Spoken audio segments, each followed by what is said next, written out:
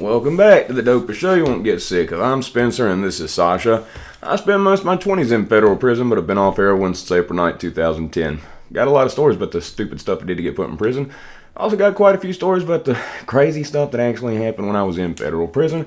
And God forbid you end up in prison. I want to make some of the same mistakes I made. So, when you first get to prison, especially in my situation, they allowed me to self-surrender because I was doing drug court for my state charges. So if they had just put me in prison at the day of my sentencing date, I would have been forced to be removed from drug court. Then I would have had to go back to state court to serve to get time for that charge. Drug court's a conditional program upon completion. Typically, for first-time felons, your felony is taken off your record. So it's a stupidly intense program. You have to stand in an hour line 3 times a week to take a piss test, okay? You have to go to 3 2-hour drug classes a week, either from like 9 to 11 a.m. or from, I think it was 5:30 to 7:30 p.m. I went the evening one. All while, once you're sentenced for a drug charge in Virginia, they take your license for, I think it's 6 months. So you have to rely on people to drive you around because it's the public transportation system here in the county doesn't go to the city. So, I mean, it's almost like they're setting you up for failure. There's so many stipulations. It's if you don't have a good bit of support, you're not going to make it through. But anyway, point is, I went from the street to just saying hi, ready to go to prison. Walked in, no transit, none of that, just showed up at the prison. They actually sent in the mail a piece of mail that told me, okay, you're going to Petersburg Low. I remember getting that piece of mail. I was like, Petersburg Low? Petersburg, Virginia? Where is that at? I didn't even know where that was at. And because the judge had sentenced me to Morgantown Camp. The judge felt bad for sentencing me. He actually came down, he had tears in his eyes, and he said, I hate to put you in prison, but there are certain things I have to do as a judge. And he told me, he was like 97 when he sentenced me. Roanoke's a city, okay? This judge, this courthouse, this federal building's like 15 floors high. It's a big federal building. Pretty much all surrounding cities, if you are on federal probation, you go to Roanoke to show up. So it's a big courthouse. But he came down and he was telling me, I'm going to send you to Morgantown Camp. And he actually said that before, he got sentenced and he came down. And, I can't be mad at him. The prosecution asked for 15 years. My lawyer asked for it to be thrown out because he's been in drug court, he's done good. You're young, give him a chance, But they asked for 15, so they shot for a high number. That was going to guarantee I got some time. Because the judge tries to find a median, a place in the middle to meet. He said 0, 15, 8. And my lawyer told me that. He told me, I'm gonna say a low number. They're gonna say high. I said, what are you gonna say? He said, I'm gonna say nothing. I'm gonna say I want to get thrown out. Because you basically didn't do it, and you're doing good now. You've been doing good. It's in the newspaper for community service work. But anyway, Petersburg Low is where I ultimately got sent because the BOP does whatever they want. Now, about a month before I self-surrendered, I did a good bit of drinking beer. Not a liquor person, but drank a good bit. Imagine walking into a prison willingly to turn yourself in on an 8-year sentence. It's a bit stressful. So I get into the prison, and of course, you see certain people, certain groups of people that drink, that do drugs, stuff like that. Well, with the guy who I made friends with, Fox, that was my buddy. In the low security, the building's set up. There's 2 different quadrants, hallway, 2 hallways, and then it opens up to a dorm which has cubicles that are 7-foot high dividers around the perimeter. And there are 3 4-man cubicles that go down the middle. And then there's a bathroom. It's in each quadrant. There's a doorway, and it opens up to about a 15 by 30 foot area. It's got bathroom stalls with locks on it. How good is that? You can take a dump with a lock on the door, so there's no chance of an open pod of a CO yanking the door open, and there you are, taking a dump. Or worse, if you're jacking it, everybody's going to see that, and that's going to be real embarrassing. That'd be real bad. So stalls with locks, that was a good thing. But anyway, when I first got there, Fox mentioned something about the wine. And I remember the wine that he got at that time At that time, they sold, I believe it was like grapefruit juice on commissary. And they also sold sugar cubes on commissary. You could buy sugar cubes. And the kitchen gave real packs of sugar on the trays when I first got there. Okay, so that made for easy winemaking because it's easy. And you could buy, I think it was 100 packs of sugar from kitchen workers that would just collect them. Because a lot of people don't eat sugar with their breakfast. So they'll just leave the sugar packs on the table. So the kitchen workers will collect them, bring like 100 packs back. I believe 100 packs they were selling for like $5. Made for easy wine. So Fox got some of this wine. He got a couple bottles of it. And I remember sitting in the bathroom stall, and the stall has locks on it, so sit there and drink it real quick. Have somebody walk up and see you. And I drank it down real quick. Oh, nasty. And they ended up doing the tomato wine shortly after that. When people drink and hang out, we all hung out in the four-man. The four-man that we hung out in was, I started out in a two-man cell on the bottom bunk. I think it was because the day that I self-surrendered, I took the rest of the Xanax that I had been prescribed 1 month before. Yeah, I got prescribed Xanax. Imagine turning yourself in on an 8-year sentence. They gave me Xanax, and I took it as prescribed until the day of. Why was I going to save any? It wasn't like I could take it later. Well, I seemed like I was, I think I could keep it together enough to where I didn't seem intoxicated, but I seemed like I was a little simple, like I was a little bit touched in the head. So I think they were worried if they put me on a top bunk, I might fall off. So I got a bottom bunk two-man cell. That's not common at all. You typically have to have a bottom bunk pass, which means that you're, you got a back problem or some type of issue. You have to go to medical and you have to have this piece of paper in order to get a bottom bunk. Somehow I got it. And every time they get a new person at a bottom bunk pass, they'd be looking for somebody they could kick out of the room to put in their bed. I would hide in a bathroom stall while the counselor went around looking for people and trying to kick somebody out. I'd hide in that bathroom stall for an hour sometimes. I wasn't going to give up that bottom bunk. Ended up giving it up by getting in trouble going to the medium security though. But the cell I was in, my cell, we became good friends, a little Muslim guy. We didn't talk for the first week though, because when I first got there, I guess he thought I was, something's wrong. Then one day he said something, and I said something back funny. I'm always cutting up, and he busted out laughing. He said, "You're all right, aren't you?" I said, "I reckon." And he laughed at that too. Little cut up Muslim fella. He sold a whole lot of coke in a small town, and they hit him with 15 years. First time ever being in trouble. But, if he'd been in a big city doing the same thing, he wouldn't have got as much. But it is what it is. We became good friends. He did not drink, did not do drugs. He did not cuss. He was devout Muslim. He was a real Muslim. They're fake Muslims in there that do it for protection, but he was real. I'd wake up at 3, 4 a.m. and he'd be praying. Now, he did it silently. He didn't, he'd basically, it'd be a low whisper you'd hear if you could even hear anything. Now, the four-man across the way from us, which is a 4-foot high divider, so from my bed, sitting in my bed, I can see right in their room. That's the downside of being in a four-man room. Was 4 people that I became very good friends with. They called this four-man the trailer park because it was a bunch of country white guys. All of them worked in maintenance. Actually, 3 of them worked in maintenance. The fourth guy was a crazy old man who there's a whole bunch of stories about. Bergera. Oh, Lord. My first day there hanging out with them in the trailer park,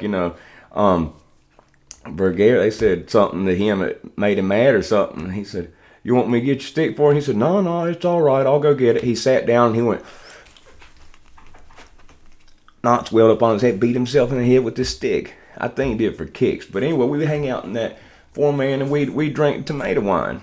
And, it was, we could do that safely. If you go in the TV rooms when you've been drinking, see, when they raid a building to breathalyzer people, they'll just raid. It's like a SWAT team raid, okay?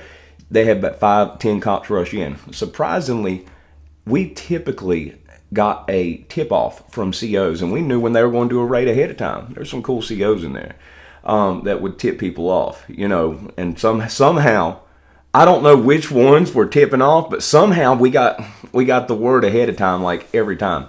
But I would never sit in a TV room unless it was the open one at the top of the stairs, because I could hear the keys jingling and then I could run back. But if we hung out in this four-man, we didn't run a risk of getting breathalyzed. If you drank in your room, they weren't going to bother you. They never pulled everybody out of the building and breathalyzed everybody when I was there. They'd done it once, months before I got there, though. But if you're in a TV room, they'll run in, keep everybody in there and breathalyzer every one of them. So sitting in that 4-man, it was a safe place for us to drink and not get in trouble. My first 6 months, drank a good bit, but every weekend that I get it, I did. And they end up having to switch to the tomato wine, the V8s off the commissary is what they made that out of.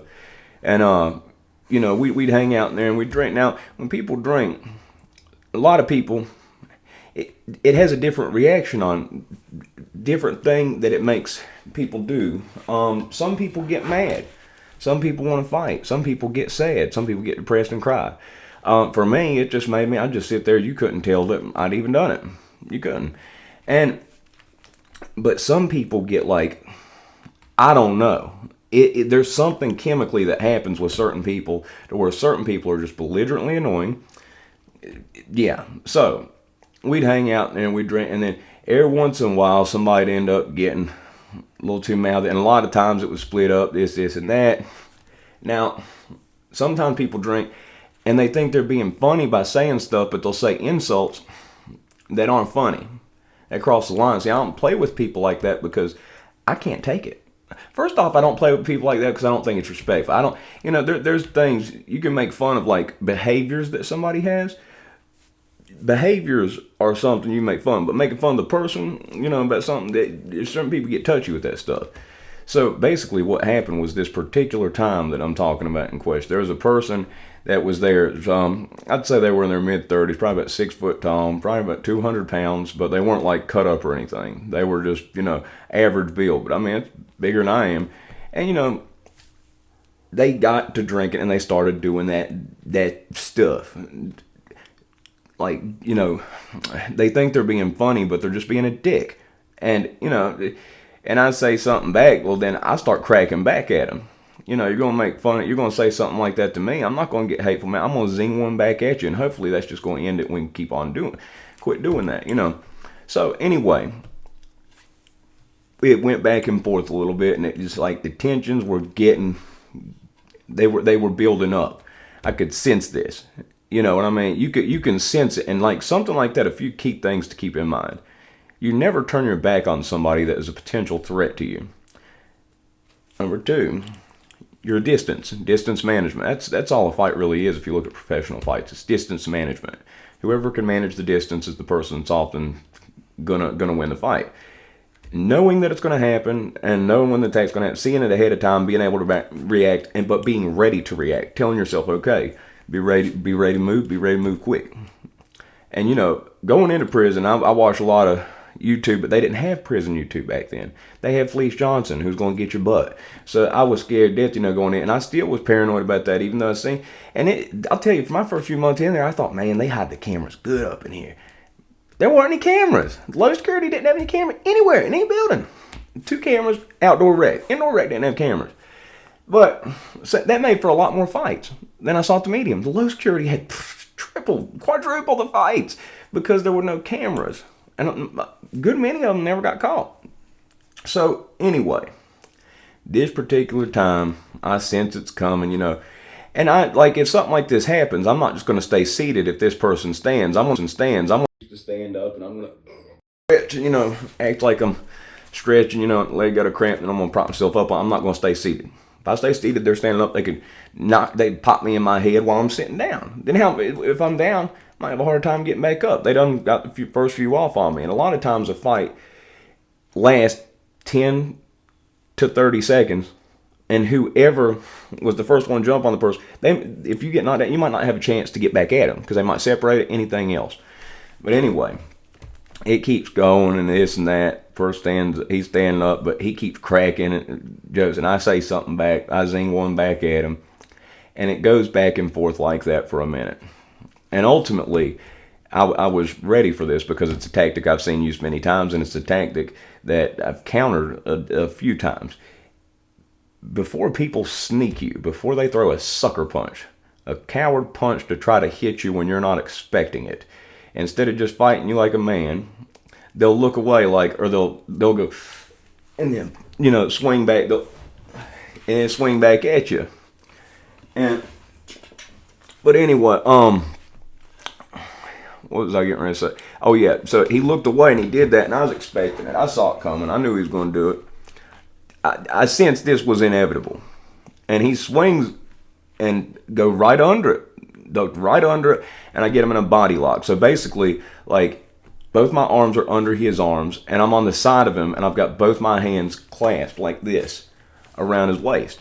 And I remember yelling, and a couple of them laughed when I said this because I didn't mean for it to be funny. Sometimes I say stuff that's funny, but I go big mistake, and I get a hold of him, and he's trying to he's trying to do little rabbit punches, don't all this and that. You can't get anybody into that when your head is up. My head ended up against the back of his shoulder, and I'm the side of. There's no way to effectively punch me in a way that's going to do any damage. It's possible it might leave a little mark, it might bust a lip or something. But there's no knockout punches when your head is up against somebody's body. Like if my head is up against somebody's chest, what is that going to do? As like Rick James said, that'd be like one of those Prince slaps. What is that going to do? No. But so hustle around a bit. Now the 4-man room there's a lot more space in it. Okay, it's a tremendous amount of space. Like a 4-man room, I would say is quadruple the size of a 2-man, maybe up to 5 to 8 times bigger than a 2-man room. Tremendously bigger. I mean, it's literally, I would say it's a 15 by 15 foot area, and you got a bunk on each side, you got a desk, but in the middle there's some room to move around. Now they clear out, a couple of them are laughing, and I remember dude Jimmy, who actually got out and got a huge charge. He's doing decades now. It's crazy when people get out and then you see them go right back in very shortly after, and with huge amounts of time. But that's what happened. But anyway, some of them are doing that. Some are like, come on now. And then around the perimeter, every time something like this happens, it's funny. There's a few fights that happen in this dang cell. This is the same one. I got one. It was a prison fight. I fought a prison monster. Talking about that one guy. Same thing happened. People lying around the perimeter, and they prop their arms up and look over the 4-foot divider, just watching, like they're at a fight night. And I'm not trying to go to the hole. I'm not trying to leave marks on him. I'm not trying to have marks left on me.